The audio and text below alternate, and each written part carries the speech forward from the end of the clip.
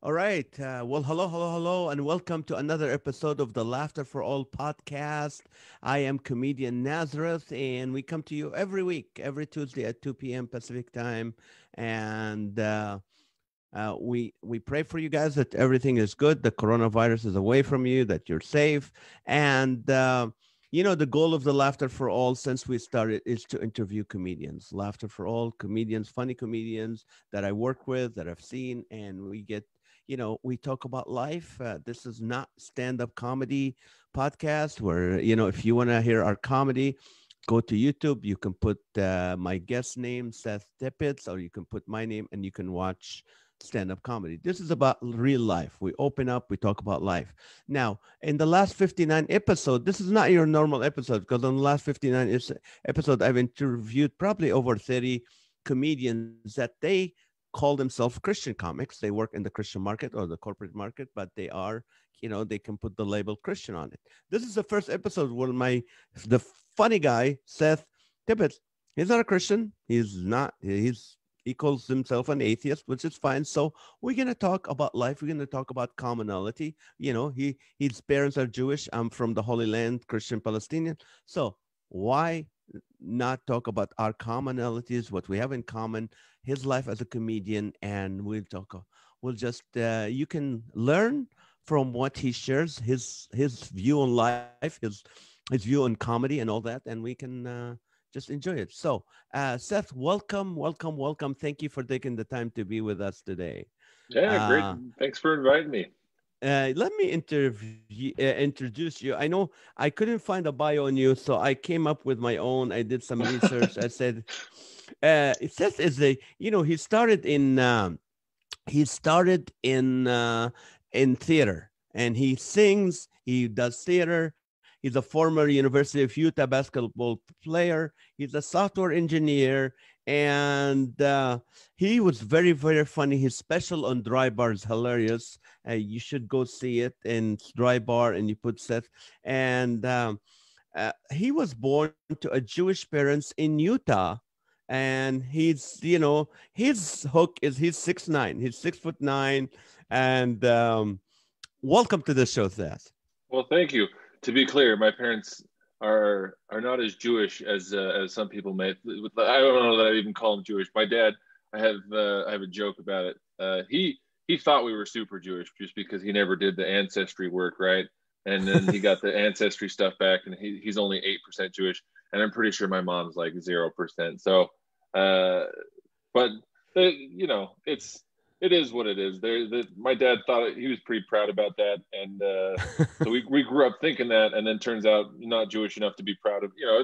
It's whatever.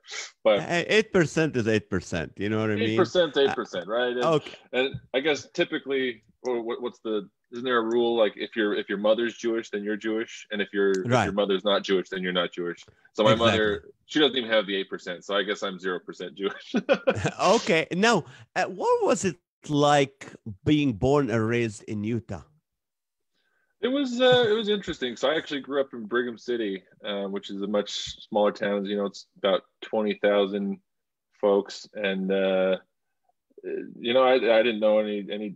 I was born in Ogden, lived in Brigham City, and it was fine. It was a lot of nice people up there, and I grew up just out in the dirt and you know running around the mountains, and me and my brother go play at the salamander pond, which probably wasn't very sanitary, but so I think it was pretty normal childhood in those respects, like just growing around in the summer months, being dumb kids, and moved down to Sandy, as suburb of Salt Lake, when I was 16 to play basketball because, not to get into a whole story, but I was playing basketball, obviously, in Brigham City, and the head coach picked his son to be on the varsity squad instead of me, and my Huh. dad was pretty pissed about it and stuff, and so we decided to move, and he's a real estate appraiser, and so we decided to move down to Salt Lake because that's where most of his business was anyway, and it was actually pretty funny because he would. I mean, he was dedicated, right? Like it was just basketball to me, like it was just a sport.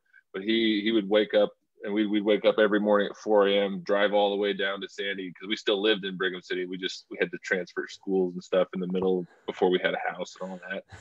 And yeah, so for like 3 or 4 months, I was going to school in Sandy, but driving down an hour every single morning just so I could play on a different basketball team. Every morning you drove an hour to go to school. Yep, and then I'd do my homework on the drive back because I'd get done with school, then I have to go to basketball practice till about 6:30, and then I'd do my homework on the drive back, get a little bit of dinner, and then start the whole thing the next day. So life was definitely basketball back then. Now, did you wanted to play basketball? I think this is pretty common for a lot of tall people. Like if you get the height really early, it's not, you don't have the same coordination that a lot of other kids have. And so I really didn't like basketball, but it was just one of those things that like I had to do because if you're like the tallest kid by a foot, in your entire class, you kind of have to play basketball. Otherwise people are going to ask you that question. They give you the shame of like, oh, you don't play basketball, huh? So something's wrong with you. So you're an idiot. That's what it is. So I played basketball more out of, just the pressure, the social pressure, until about my sophomore year. And then I started getting pretty good, started getting a little bit better, better handling of my own body by that point, because I'd grown into it mentally and with my motor skills. Sounds like a toddler. Oh, I grew into my motor skills. But no, I've never heard anybody ever in my life tell me I grew up into my motor skills. I know, right? I think that's now. How tall are you? You're 6'9". I'm 6'9". Yeah. How tall is your parents? I mean, were they? So my dad's about. So he was 6'1". He had 3 back surgeries playing football in college, and so now he's about 6 foot, maybe a little shorter. And my mom, she's always told us she's 6'2", but standing next to my brother who's 6'4", like she's probably a little bit closer to 6'4" than 6'2". But yeah, that's one of the reasons my dad really pushed me into basketball, because he played football in college and destroyed his back. And he's like, it's not worth it, Seth. It's not worth it. Don't sacrifice your body for the game. I know that's what the coaches say, but they're full of crap. Don't talk to the sacrifice your body. It's like, why are we telling like all these kids in their prime to sacrifice their body for a sport they're not getting paid for, right? Like it's right. Now, being 6'9", I mean, so you were taller than the others. There's always the stereotype, if you're kind of short or if you're overweight, your stereotype at school, you're bullied. Were you made fun of? Were you bullied at school because you were the tallest kid in school or in the class? No, I don't think it was ever the height. I think I was just a weirdo. I think I mean, the height was just there. I like my entire second grade year, I was just like really into tie-dye, and I didn't have any friends, and I would just sit outside at recess, waiting for recess to end with my pocket dictionary, like literally reading the dictionary because I had no friends. And so it's like the bullies were right. They were correct in beating me up, and no, not beating me up. It was more verbal, I guess, because it wasn't the 80s. There's no, but yeah, I had some bullies for a couple of years there. Me and my brother just kind of teamed up against them, trying to just go to school and live life. And then I woke up one morning and my dad's like, why are you putting up with this? You're a foot taller than all those kids. And these kids were a couple of years older than me. And so one day just enough was enough. And I kind of beat the crap out of the leader. And, I think I broke his glasses or something. And they stopped bothering me after that. That was it. Yeah. I woke up one day and I was like, wait a minute, I'm bigger than everybody. Now, when being 6'9", do you, I mean, this is a stupid question maybe, but are you scared of anything? Like when you walk in a dark alley or something, are you scared of anything? Do you sometimes you go, oh no, there's a lot of big guys. No, you don't think that way. It's pretty rare that there's like a bigger, like, cause they'd have to be pretty tall and also pretty wide. Like I'm not super thin anymore. Like I'm about 270. It's not all muscle, but yeah, it's rare that I feel, a danger to myself. Like me and my wife just went on a trip to Portland, And that exact conversation came up. I'm just like, just looking around because there's a quite a few homeless people there right now dealing with Yeah. some hard times, and some of them are on some drugs and things pretty clearly because they're screaming at pigeons and they're screaming at you and they're saying get off my street, and you're like, oh, I didn't know this was your street, I thought this was Burnside. And yeah, I was just walking around, and I don't think I felt like I remember looking at a lot of these people that were just screaming stuff at us, and it was like, I could take him. And so I think I'm at the height where it's like I could take most homeless people if they decided to throw fisticuffs to get in a tussle. What are some of the challenges being 6'9"? I mean, normally a lot of people are not 6'9". What kind of challenges do you have in life? Yeah, I mean, there's a lot, and I'm sure most people have heard a lot of them. I have jokes about them. It's just like buying clothes. I have jokes about having long pants because that's what people think being really tall means, but my body's not proportioned that way. My whole family, we all have really long torsos for some reason. And so in order for me to find a shirt that like actually fits my torso, so, I mean, in my dry bar special, people were commenting and they thought it was like a little girl's dress because it was so long. And so it's kind of hard buying clothes. Growing up, it was really hard finding clothes. Nowadays with the internet, it's definitely easier. And there's some specialty shops. There's a place down in St. George in Utah that makes some pretty nice shirts for not big and tall, right? No, now it's what's it called? Tall slim tees. But yeah, not big and tall, because big and tall, it was the same problem that you get at Walmart, right? Of course I can go to Walmart and buy me a quadruple X. I didn't even know they made them that small at Walmart. Buy me a quadruple X, but it's so boxy, right? It's like wearing a barrel, a tent or something. It's yeah. So clothes are tough. Buying cars is always tough. Like a lot of people like, ooh, I want this car, I want that. Like they have like an aesthetic they're going for when they're looking for a car. And I literally just Google like top cars for tall people, and I just find the highest one on the list with the most headroom, and I go shopping for that. And that's kind of a lot of my shopping is just like, what do you drive? Firstly, do I fit? I drive a Kia Optima hybrid, and so it was one of the, like, as far as full size sedans go, it had more headroom than others. I previously drove a Kia Soul because it had a lot of headroom, and that's not like an attractive car. That's not a sexy car. No one's out here like, ooh, look at that guy with the Kia Soul. And no, it was purely functional, but I've always been more function minded than style, I think. I mean, I always joke around like, oh, I don't care what the car looks like. If it was a box on wheels, as long as it's got good gas mileage and I fit in it, I will buy it. And then stupid Tesla comes out with that new Cybertruck, and I'm like, I had to say box on wheels. I had to say box on wheels. Like now I have to buy the stupid Cybertruck because it's I fit and it gets great gas mileage, right? So. Now, when did you start feeling, hey, I'm funnier than the average person? I'm funnier than the normal person. I'm trying to decide if I actually had that feeling or if I was just like, well, nobody else wants to talk to me. Because I remember I was really into like some of those like teenager child sketch comedy shows like the Amanda Show and all that on Nickelodeon growing up. And I remember just seeing those people and thinking like, I can do that. I can do voices and stuff. And my dad grew up doing a lot of voices. Like he would come read to us at school, and he would take just like these simple children's stories and just make them hilarious because he's like, well, I'm going to do the gingerbread man, but I'm going to do it as Arnold Schwarzenegger, or I'm going to do, so I grew up doing a lot of voices and stuff, and I made my family laugh a lot. And then I think 7th grade was the first time I had like performed. So I was in a musical. I played the King and the King and I, because I guess I'm the most Asian person in Brigham City. But, no, I think it was because I was the only bass in the 7th grade.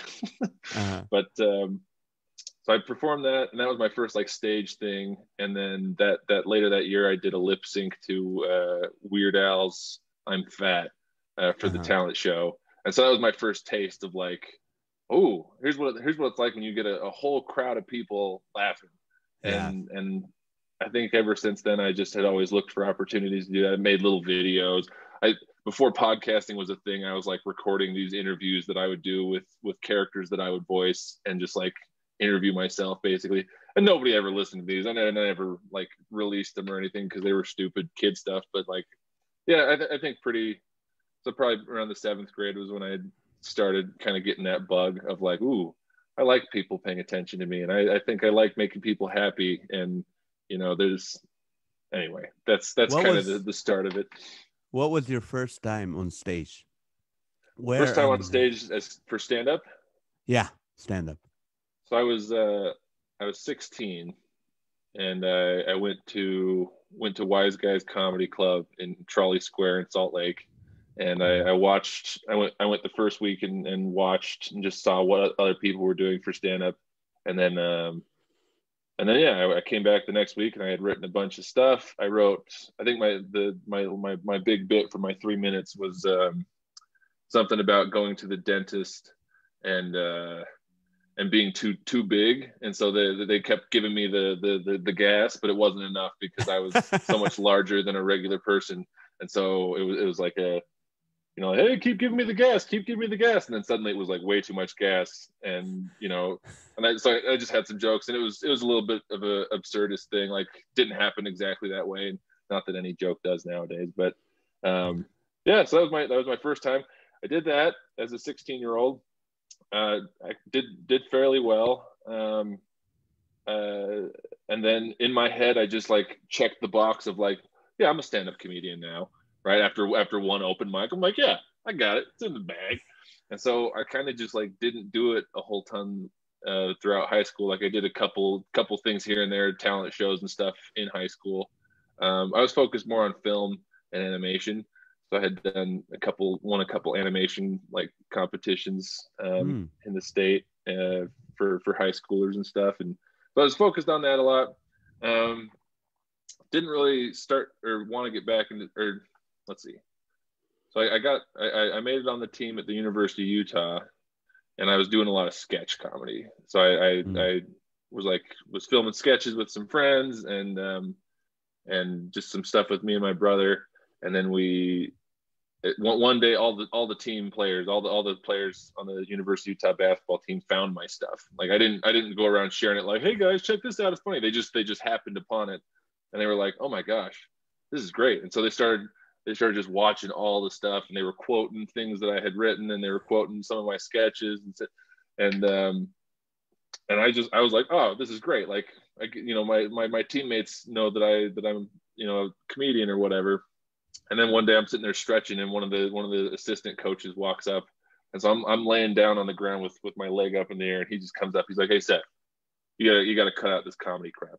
You can't do this comedy stuff anymore. And I was like, good one, coach. And he's like, no, seriously, it's distracting the team, and we can't have any distractions with this Mountain West tournament coming up. And like, if you do comedy again, you're off the team. We'll cut you right then. And so I kind of got banned from doing comedy for the rest of that season. And then the coach Boylan got let go, and all his coaching staff, and so they brought in Chris Goviak, and a lot of team players left. A lot of people got cut.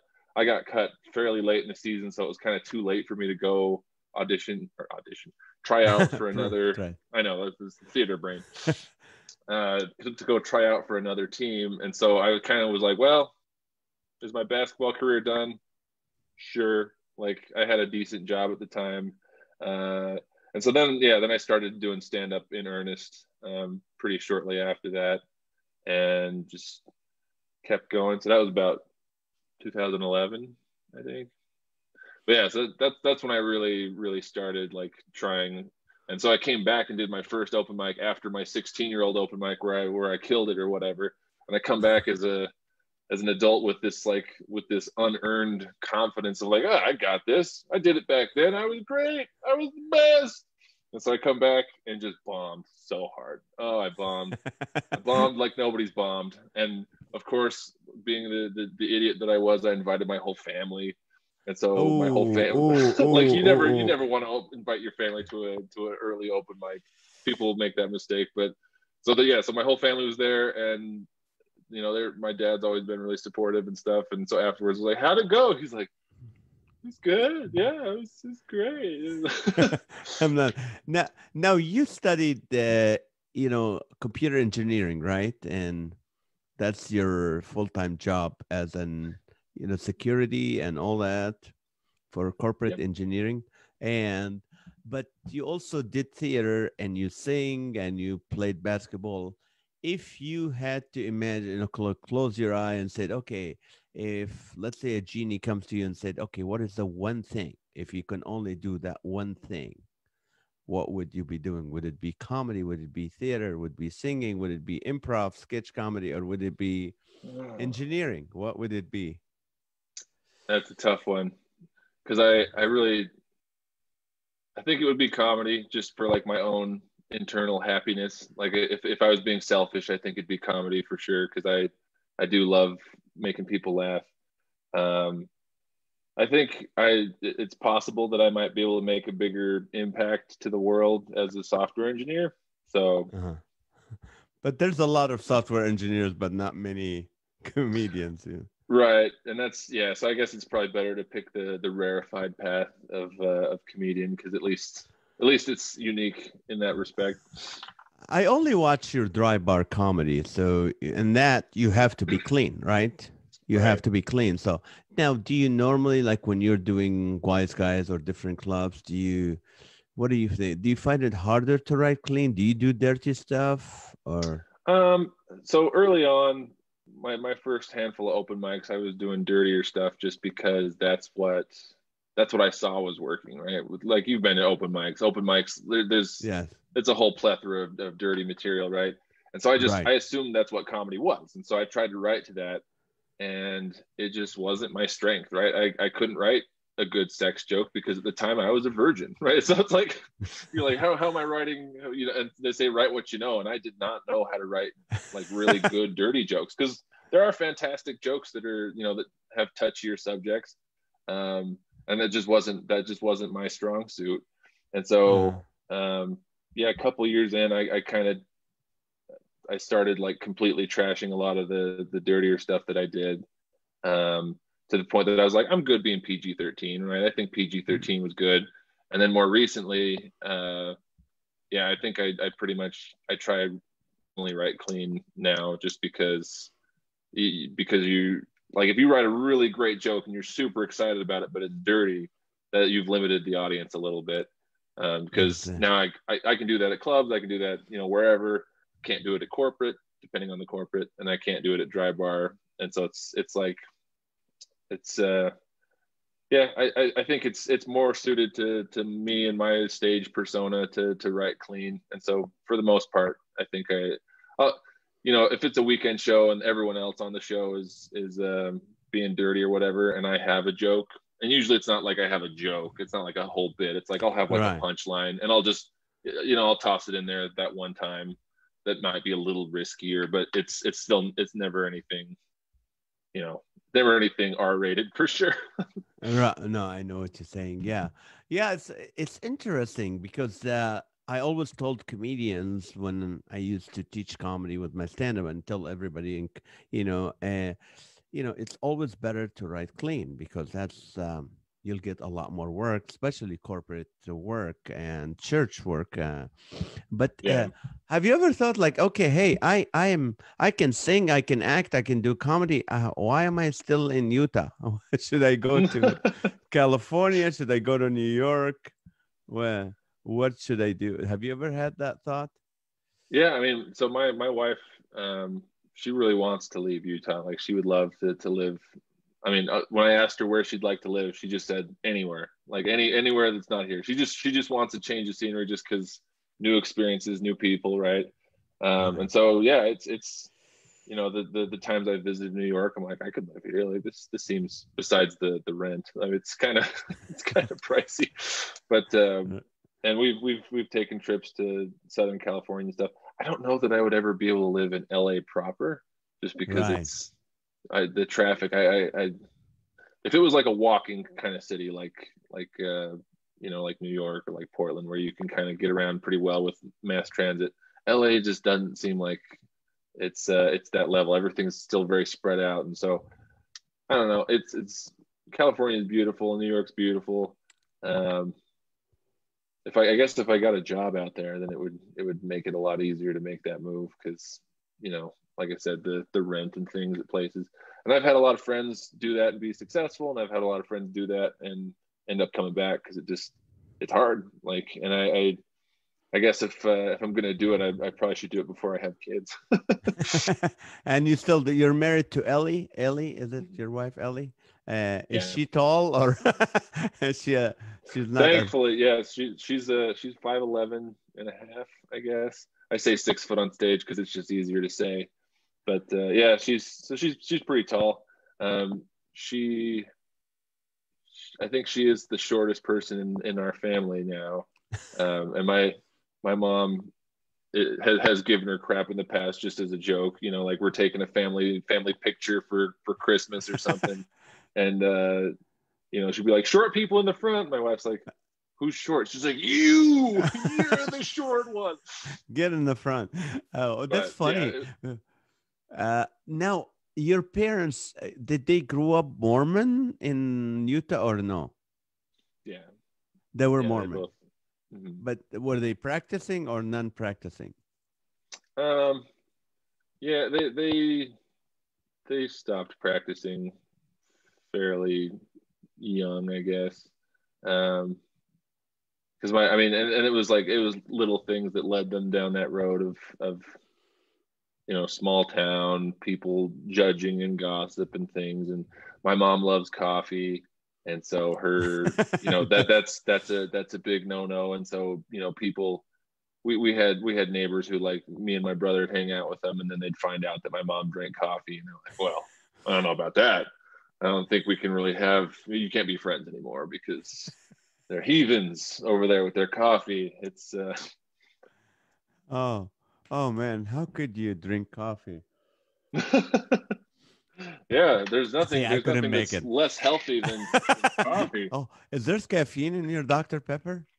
Oh, so much caffeine. I just inject it into my veins. That's all I need. That's some Dr. Pepper, some Mountain Dew. Do you ever do political jokes? I made the mistake of doing one in my dry bar special, and like people, some of the comments are so funny to me because it wasn't like it was this like big predetermined, oh, I'm going to make this political stance. I just had a joke that I made about President Trump, and people just freaked out. And I'm like, you guys, I'm not like this political mastermind. I'm not out here I'm not a liberal snowflake trying to burn down the establishment. Like, it was literally like, I think the week before I filmed my special, I just had the thought in the shower, like, oh, that'd be funny. Oh yeah, I'll do that. I'll just add this little joke in it, and it's kind of crazy, like the lack of a sense of humor that some political people have when they get really entrenched in, like, I see Biden jokes all the time. I see Bernie jokes. I've seen Hillary jokes, and some of them are funny. Some of them are dang funny. And I just think that people need to laugh a little more because, like, it's pretty rare that you're going after someone's character. Like, it's usually superficial, dumb stuff that makes people laugh. Like, Right. And for whatever reason, there's people on both sides I've seen that just have gotten so visceral You're right. about jokes, right? Like, you're like, sleepy Joe Biden. It's like, what are you talking about? He's not. It's like, who cares? Like, it doesn't. You're right. And I It's a think joke.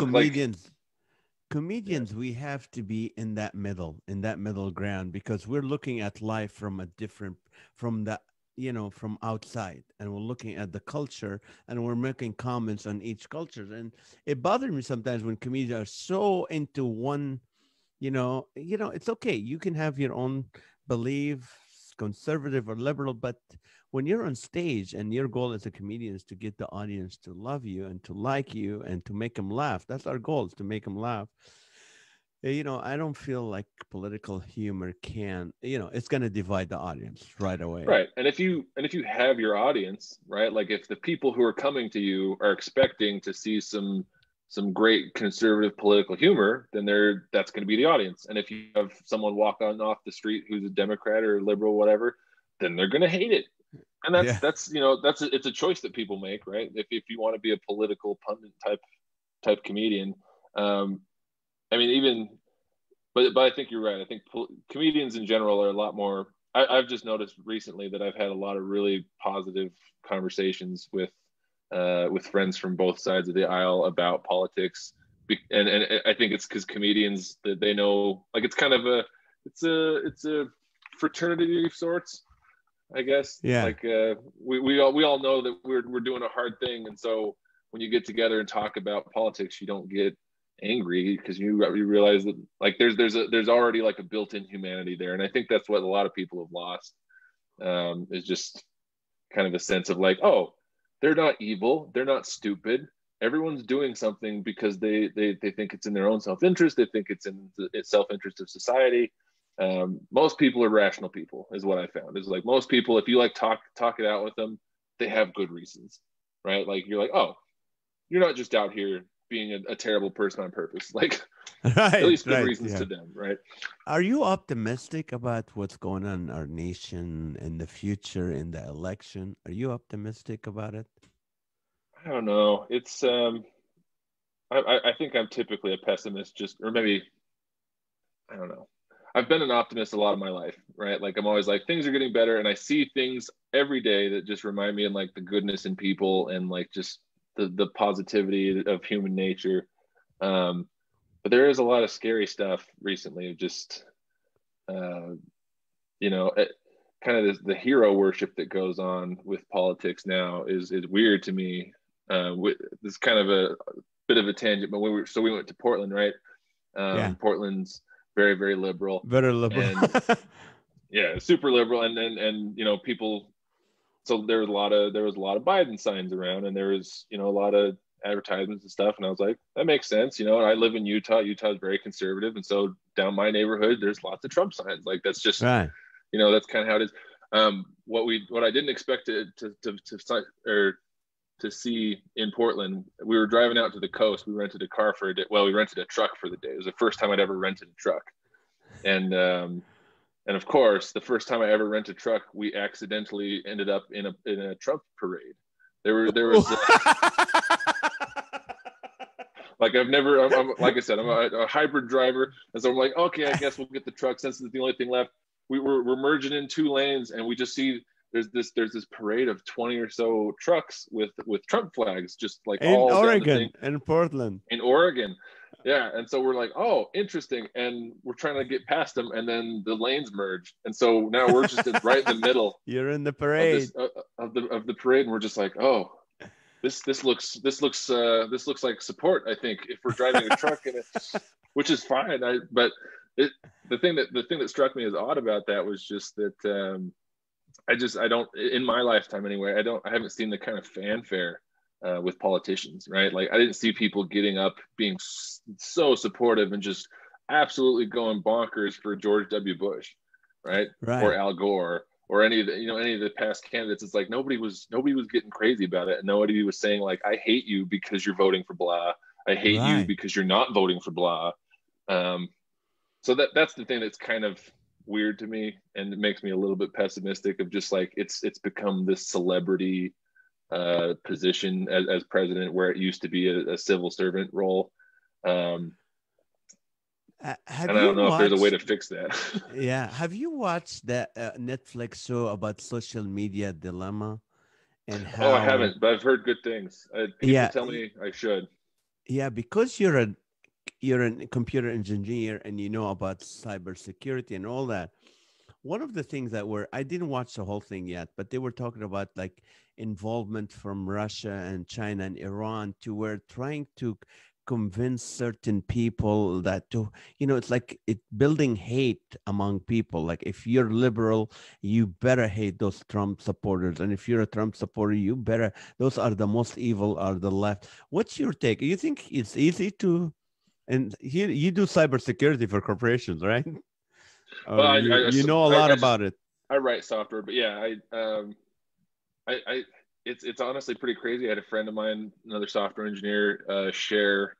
Um, he shared like a poll or a quiz or whatever, right? One of those type of things, and it was called like Spot the Bot or Spot the, and so they had I think they had 8 or so confirmed Russian influence type like profiles that had been confirmed from the Russian government that like or from U.S. intelligence that they were like actively trying to sway elections and change people's minds via social influence.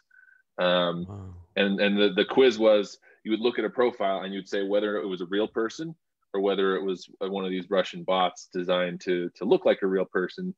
And they gave you the whole profile, and I'm scrolling through. I failed. Like I thought several of them were real, and I thought several of them were not real. And it's honestly so difficult because they've gotten so advanced in their Yeah. manipulations that like I just, and so ever since I saw that, I'm just it's been very important to me that when I see an article, uh, left or right, doesn't matter, like whatever agenda they're pushing, I always try to corroborate that story, because typically if someone posts a one-off article and you Google it and you can't find anything about that, then it's BS, right? It's nothing. Yeah. Um, and so I saw, and honestly, the search engine optimization, the SEO that people do to some of these articles to make Yeah. them sensational and clickbaity, it's pretty deceiving, and I've seen it on both sides really. The kind of stuff they're able to do. One that I saw recently that was, I think, intentionally incendiary was they showed the picture for it. So the title said, U.S. voter fraud found in Pennsylvania or whatever, Mm. ballots being thrown out. And this is a true story, right? And so I was like, oh man, and someone shared it, conservative friend of mine had shared that, and I was like, wow, that's not good. We should look into that. And so I clicked on the article. The image for the article, like the main image, showed a poll worker with just like a freaking just a dumping thousands of ballots, right? But it was just Uh-huh. a stock image of a poll worker just dumping ballots into another sorting machine. So it wasn't Uh-huh. actually, but it made it look like this poll worker was dumping thousands of ballots into the garbage because of the way the title had been phrased. And I read the article, and I went and looked up I think 6 other sources to see what all the, because I feel like if you look at sources from the left and the right, and you read all of them all the way through, you can get a pretty good picture of what actually happened instead of what Mm. people are trying to get you to think. Um, and I read that, and it turns out it was 9 ballots. They had erroneously opened, I think 6 of them or something, and all of those votes were for Trump. And so, but the way they phrased the article was, we found ballots, all of them were for Trump, and here's this picture of someone dumping thousands. And so Wow. most people who are just sitting there scrolling through social media are going to see the headline, they're going to see the image, they're not going to check other sources, and they're going to have a knee-jerk, emotional reaction to that. And I think that's exactly what people who are influencing elections will do, because they understand that a lot of media is now consumed in these little bite-sized chunks, and people either don't have the time or don't want to have the time to read the full thing or do their own research. And so it is, I mean, I think Facebook and Twitter and a lot of these like micro dopamine platforms where they just give you the little happies and the little happies and sads that you get all day from scrolling. It's a perfect storm for anyone to influence it, right? Like all you have to do is create the accounts and have enough manpower behind it to really go out and change people's minds just based on the emotional processing centers of the brain, Right. not the rational stuff. And I think that's where a lot of Explain. this is coming from. I hope everyone who's watching and listening would do what you're doing, because sometimes they just read something and they start sharing it to all their friends who believe the same thing. Look Yeah, at it. the What is a sharing. I bot? know You that's mentioned something about bot. What's the bot for people who don't understand what a bot? It's not an actual profile. It's a Russian bot or something. What is that? How what? so. A bot is, I mean, more or less, it's a script designed to post things on an interval that looks like a human, right? A bot on the internet and in like cybersecurity, for the most part, is just something that is impersonating a human, meant to do things a human would do but automatically, right? When you get a telemarketer or like the robocallers, it's Yeah. essentially the same thing, but for the internet, right? So Mm. it's like they have some automated process which lets them do what they're doing at a scale that's very hard to combat, right? And Mm. so the thing with a lot of these profiles, and I'm not sure the exact specifics, but they'll they'll have a real human create it because they have all the protections, the captures and the stuff. You have to click this if you're a human, and check this box if you're not a robot. We've all seen those. Those are all designed to keep bots out from being created programmatically. Um, but once the accounts are there, and until they get flagged as being those type of accounts, they basically have free reign to just like create posts because Facebook and Twitter, they all create application programming interfaces, APIs, to allow other like benevolent programs made by people to do important and good things. Like when you schedule a post, there's tons of software out there that can help you create like a whole social media calendar, right? A whole schedule of things, and so you can Yeah. post something and it'll call out to Facebook via one of these APIs and say, okay, actually post it on this date, or do this at the. And so like those APIs exist for good reasons, but then bots are able to use those same APIs to post things to 500,000 accounts who look very similar with very slightly varied content, so that they all look like real humans. And yeah, I mean Uh, Scary. it is scary, and I think one of the big things that would fix a lot of the social tampering that we have in America and just in the world in general with the internet is really solid identity. Like if we had something online that was like as secure, or I mean more secure than like a cryptographic key, um, something to say like I'm Seth, you're Nazareth, we're having a conversation, and that's verified by these four servers or whatever. Because Yeah. the U.S. government has identity. They use social security number, which is complete crap, and or driver's licenses, and the stuff on the back of the driver's license. I always thought that these barcodes on the back, I thought that those had some special information, some extra secret key. It's actually just all the stuff on the front encoded. So I it's didn't know actually that. it. I know it. I was hoping that it meant something like I'm here in person. You have my card. But I think if we had something like that, just in the U.S., if it was provided by the government, if it was provided by whatever, that it would make something like Facebook less error prone, because you wouldn't be able to just create profiles up the wazoo. I could create 48 profiles right now and start posting. Seth Tippetts is great, like This because is because good. there's no verification. Anyway, You're very intelligent. I mean, just from what you're saying oh and sharing stop. and all that. And being a comedian, I always know comedians have high IQs. To be a comedian, to be able to look, to remove yourself and look at things and make jokes about them, you have to be intelligent. And why are you an atheist? I mean, I'm sorry. That's a quick question. This is not like, oh, this is about, we're still comedians. We're still laughter for all. It's just not political or religious show. We're not trying to convince each other. But I want to hear your in. I want to hear what you think, because I personally, I don't know if I bubbled myself with people like my, but I've never had a friend who's an atheist, and you're my first atheist friend, and I hope I can consider you a friend, and I would look forward to more, to maybe perform together or something. Yeah. Why are you an atheist? Is it because was it because the neighborhood was too religious that you said I have nothing to do with it, or you came to your own conclusion as a smart person? That I had a couple courses in college that, and I was leaning that way because for a long time I considered myself agnostic. Um, just less that I didn't.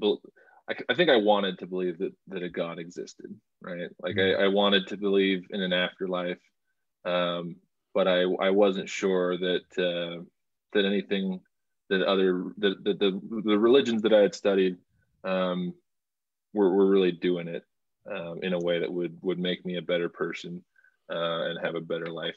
And so I have a lot of Christian friends. I have a lot of Mormon friends, and and I've had that same thought, like as much as I hate to admit it, of just like, you're so smart, why are you still a Christian? Why are you still, and it's kind of, and a lot of the the discussions we've had about religion and stuff, it always boils back down to kind of a root cause, right? Like we can argue around in circles for a long time, and then it'll typically boil down with most of my religious friends to just like, well, that's just what I believe, right? Mhm. And um, I think I was raised with a mind towards science, and that doesn't mean that science is better than religion. I think they can coexist in a lot of cases. A lot of my friends who consider themselves scientists are Christian, right? Like there's explanations that make sense, and there's certain things that you have to take a la carte. Like I think there's a lot of stuff in religious texts that is provably false, but that doesn't mean it's not valuable. And I think that there's wisdom to be gathered from almost all religious texts. It just takes viewing it through a certain lens for the most part. Um, I I'm perfectly content as an atheist, and me and my wife share this view of just kind of, I think it's been described as either optimistic nihilism or existentialism, where I believe that there is no such thing as objective truth. Um, I don't think there's an objective like right and wrong. I think those things are influenced by individuals in society, and because there's no objective truth, and there's nothing that's like, oh, a sunset is beautiful objectively, right? Like we could show that to an alien, we could show that to every person on the entire planet, and they would all say this is a beautiful sunset. That's never going to happen, right? Because people have different opinions and people have different perspectives. And so I think if you remove objective truth, which is one of the main tenets of nihilism, um, then you can say, well, I can add value to things subjectively, right? I can say my family has value to me, and having this conversation with you is valuable to me because I'm willing to spend time. Like time, I think is people's most valuable asset, and who you choose to spend your time with, I think, is important. And if I care about the environment, if I care about politics, if I care about civil duty, those things all I've given value to them. I don't believe that anything by itself has intrinsic value, because at the end of the day, like who's somebody in history who's just done something so monumental, right? Like Alexander the Great or whatever. He's a footnote in a history book now, and 10,000 years from now, he won't even be that. Like there's nothing that we can do on this earth in our short lifetimes that I think will have any lasting effect to to the universe as a whole. And a lot of people, think that that's kind of sad. And that, I had a conversation with a lady who bought Ellie's car, who was like, "How do you live with yourself? That sounds so depressing." And I think it's the opposite. I think it's really special that we're on this earth for the time we're here. And I think that our unique perspectives are the thing that makes human beings valuable. I think that if you're not going out and living every day and then seeing beauty in the people you work with and the people you meet, that you're kind of wasting a wonderful opportunity, whether that opportunity was given to us by God or just a random coincidence. I think it's still an opportunity that people can choose to embrace or waste. I don't know. That was kind of a long-winded. No, I just and again, I mean, there's always like in the back of my head as a Christian, as someone who's does comedy and I always like, okay, what about this? What about this? But that's not the goal from this podcast. It's just the goal is I want to hear your view and I want to hear what keeps you faithful to your wife if you know there's no eternal consequences to it. I think the same thing that keeps a lot of people faithful, just that I love her to death, and I can't imagine myself with another person. And the times that you like, because everyone sees an attractive person and says, "Wow, that person's pretty hot. They got it going on." But then I think of all the shared experiences me and my wife have had, and I think of how she exactly understands my humor, and we've just had so many intimate, wonderful moments in our 3 years of marriage already, that I'm just like, that doesn't compare. Like, what's an attractive person to this person that I've shared so much of my life with? And yeah, I think it's kind of funny to me just that that there's a kind of a stigma where religious folks have they say, well, why aren't you out there murdering everybody? And it's like, well, I believe that those are valuable people, right? Like I think it's just weird that like because that is a thing I've heard a lot. Like when you say something, oh, I'm an atheist. They're like, well, so how come you're not out here just doing drugs and murdering everybody? And it's like, well, because that would be frowned upon in society, and I believe in the greater good of society. And like, if everyone in society started murdering people, and I was the lone weirdo not murdering people, would I be wrong? Right? Like you have to start asking these questions of what objective morality is, and I think that religion has done a good job of kind of institutionalizing morality and kind of giving people a good baseline.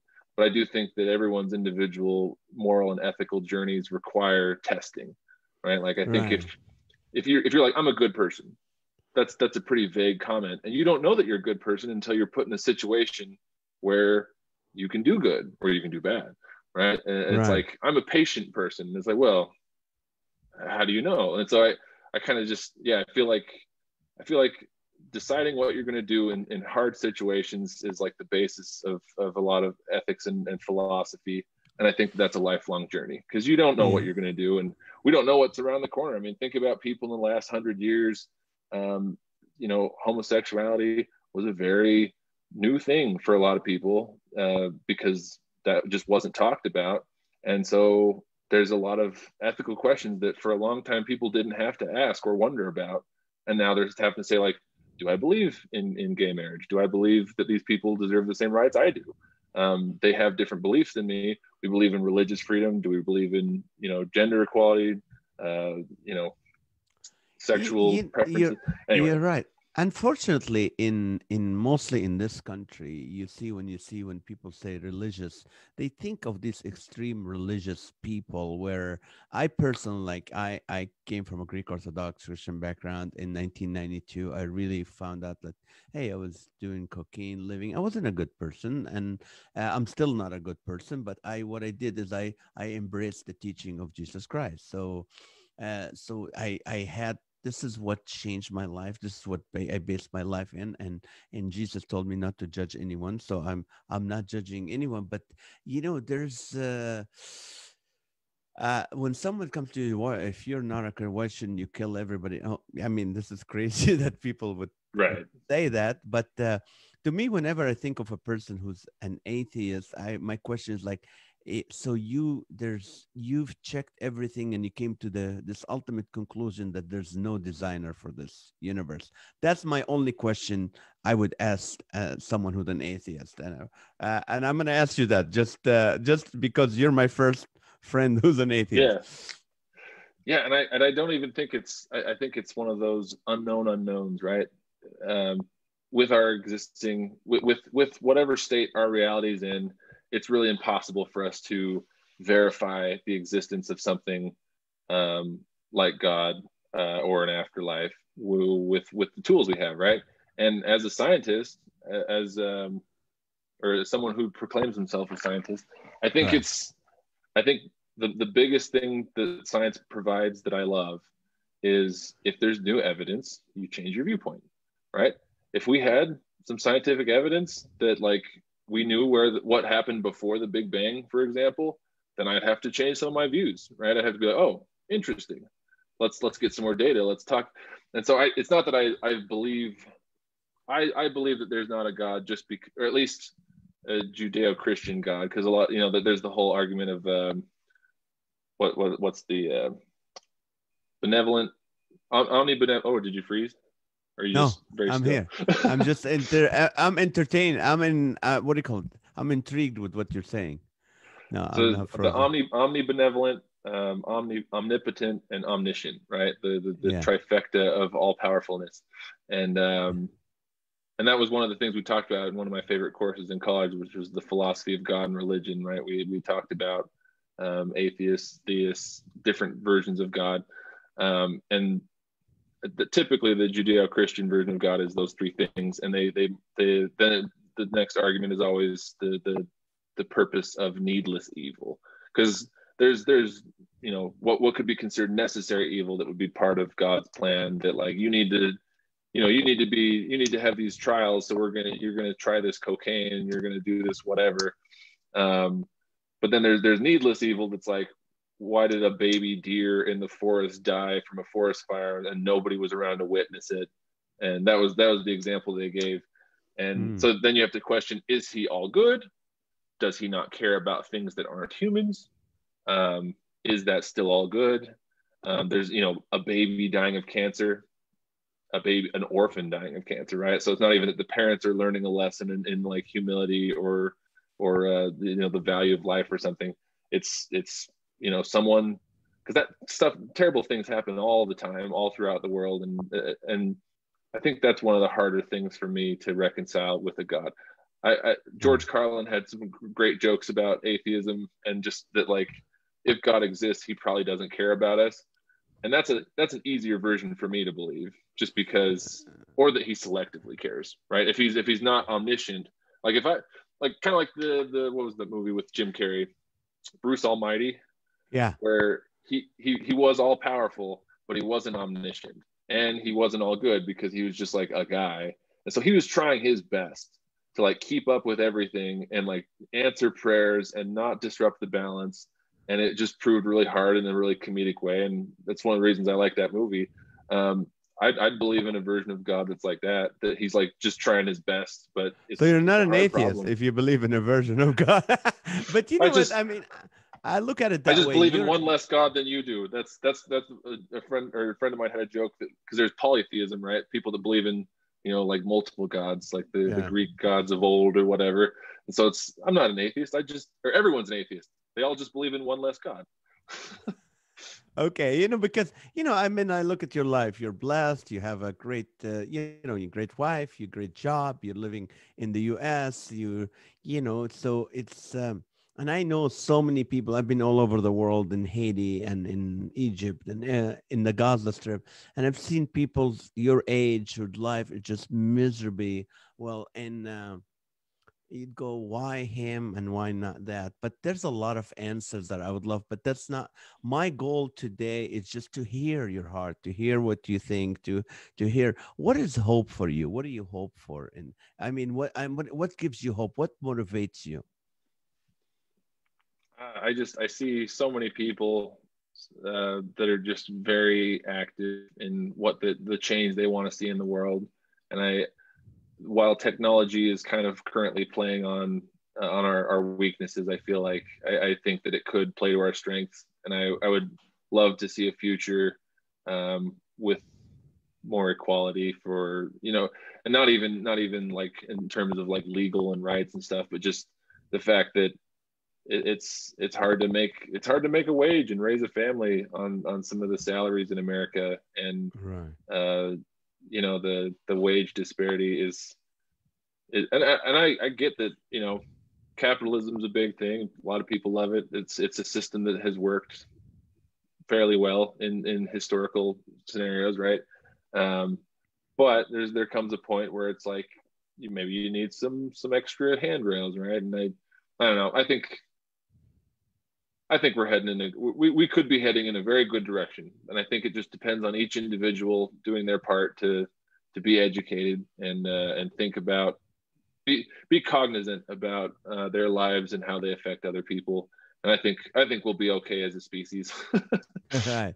As we wrapping the show, I love it that we can live in a nation where we can maybe, I agreed with a lot of stuff. I probably completely disagree with the atheism and what is about being good or not good and all that, and God maybe, but it's okay. This is not the goal. There's other shows where they argue that. I'm here to know. I'm going to ask you a few questions before I close, and just get me a funny response. What do you say to dog Uh, owners that don't clean up after their dogs? uh, To dog owners that don't clean up after. Are you telling the jokes, or are the No, you punchlines tell me. pre-written? What's your immediate? Just give me a quick response as a comedian. Just a quick response. What do you tell Come someone on, like? Dad. How about a door-to-door salesman knocking on your door? What do you say to them to get rid of them? Get your droplets off my lawn. It's a COVID joke. It's a COVID joke. It's a. Oh, how about people who talk loudly on their mobile phone next to you? Oh, I don't know if I can say anything bad about that. I'm a fairly loud talker myself. People that park in handicap parking when you're not disabled, when they're not disabled. I tell them, I got a golf club in the back. I could rectify this problem for you. How about tailgaters? What do you say to them? They're coming next behind you in the car. Ugh, I usually I get some bad road rage, and it's kind of funny that I rented a truck because I've had, like, as enlightened as I pretend to be, and trying to be a good person and stuff. Boy, I have an unhealthy prejudice towards people who drive trucks. Every time there's somebody on the freeway with a truck who cuts me off or is tailgating me with the big flashy lights, they're so bright that I can, like, smell color, taste blood. I hate. I don't hate truck drivers. I need to stop saying that. My wife wants me to get rid of this prejudice before we have children, so that we don't teach our children to hate truck drivers. but to drive. What are you working on right now, comedic wise, comedy wise? So I'm headlining this weekend at Wise Guys in Ogden, and I've been my big chunk that I've been working on for the last, and I think I did it at the Dry Bar show where I opened for your son, but just my misinformation chunk. So it's like I have jokes about flat earthers, I have jokes about anti-vaxxers, jokes about essential oils. I've started to have some jokes about, like, pest control salesmen. And so that whole thing is, I'm pretty excited about it. It's turning into a pretty fun bit, to the point that I might be able to close with it, because my anti-vaxxer joke has a pretty strong closing, couple lines. So that's what I'm working on right now. I'm pretty excited about that. Me and my brother have been working on a script for a sitcom, because we wanted to start writing scripts a little bit more, because a lot of our sketches have been fairly improvised. And so we're trying to get a little more structure with it and write some sketches and some scripts. How often do you write comedy? So, like, if I'm just out and about, like, most of my jokes come from stories, and usually I'm telling those stories to friends or whatever. So I'll write down a quick note if I tell a story that's funny, and then I'll typically, a couple times a week, I'll sit down and try to flesh those out. Usually Monday night I write with my brother for a couple hours, and then before open mic on Wednesday at Wise Guys, I'll typically try to see what my little tiny jokes were throughout the week, and then see if I can add some more to them or make them, flesh them out a little bit more. But awesome. I know I should write more. How can people get a hold of you, Seth? Well, I have a website. I don't know if it's working. You'd think a software engineer would have a better website. I have been to it. It doesn't have much, but it has your dates and it has your picture and it has, it's working. Yeah. As the saying goes, the shoemaker's children go barefoot, because I just have never had time for my own website. But so I think my website, my Facebook, Seth.Tippetts, I think it is on Facebook, Seth Tippetts on Twitter. I have a TikTok, but I think I've posted like 3 videos and they're not very good. My wife's more TikTok famous than I am. And you're on Dry Bar under Seth Tippetts, Tippetts. Very funny. Yep. Watch him. Thank you so much. Tippetts. Yeah. 2 T's, 2 P's, like toilet paper. I wish there was a better way to remember that, but that's. Well, thank you so much for being and taking the time to be with me for this hour. Thanks for opening your heart, sharing with us, and would love to work with you soon. Maybe in a comedy club somewhere. And yes, again, thank you guys so much for watching the Laughter for All. You're welcome. It's my honor. And Thank you for listening to Laughter for All podcast. I'm comedian Nazareth. Remember, every weeknight at 8:30 p.m., I have a live show called Live with Naz on Facebook Live. And until next time, next week, I'm going to have a young lady she's a best-selling author that talks about, she's probably 22. When she was 17, she wrote a best-selling book about school bullying, teenage, and the challenges that teenagers go through. So she's not a comedian, but we'll get to learn. That's the goal. We learned a lot today. We're going to continue to learn. Love you guys. Thank you so much, and God bless you. Have a great week.